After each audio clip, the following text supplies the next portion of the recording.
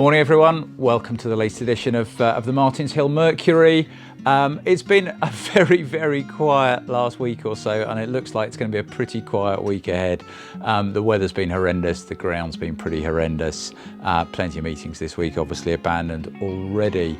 Couple of bright points from the last week or so. Dublin 4 ran well again. He's a lovely horse, continues to progress very nicely.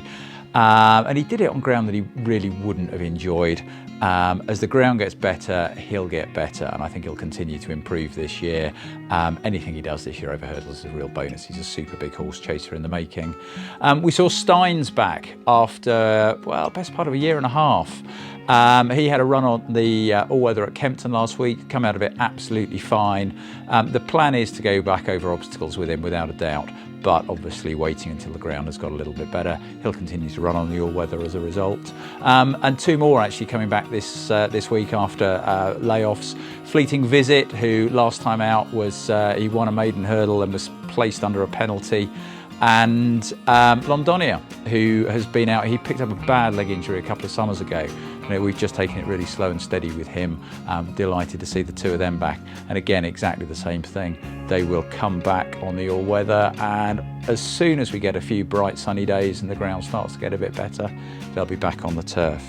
Tellson Barley, I the Scorpion last week, both ran a little bit below par. Tellson Barley never really got into the race. Iron the Scorpion stopped a little bit quickly. Both seem to have come out of it okay, so we'll regroup and go again with them. A real highlight was one of the old timers, Lord Scoundrel. Won at the weekend, gave Lily a super spin round and won really very nicely. He joined us about a year and a half ago, and we've taken it steady with him. He'd left Ireland with an injury, so we wanted that to fully heal. And bizarrely, that was his first win for something like 4 years. Former Galway Plate winner, and lovely to see him enjoying life and running well. The aim of the game for him will probably be a Hunter Chase next, and then if all went really well, we'd probably aim for the Aintree Fox Hunters, and I think he'll be a class act for that. Couple that we're looking for races for, definitely due a race. Ask Henry. I wouldn't run him on the very heavy, but he's coped reasonably well with soft, good to soft, so if we can find some of that, even if we have to travel. And then Deradan, a horse that just seems to get better with every run. He's got a Cheltenham entry. It would be lovely to get one more nice run into him, again on better ground, I think, if we possibly can. A lot of the youngsters now are starting to come to hand as well, and we'd be looking for bumper runs for some of them.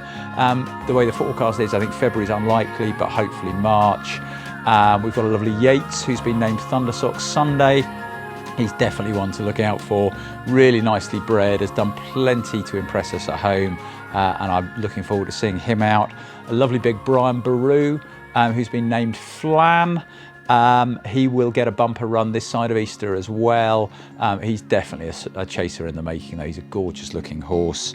A horse called A View to Sea that had one run in an Irish point-to-point last year, and we'll give a run on better ground too as soon as we get a bit of good to soft. And then a nice horse, again a 4-year-old, last year ran his point-to-point, now 5, has only been with us a month, 6 weeks or so, a horse called Get the Pot. And again, those are all going to be really nice, exciting bumper horses, all with hopefully a big future ahead of them.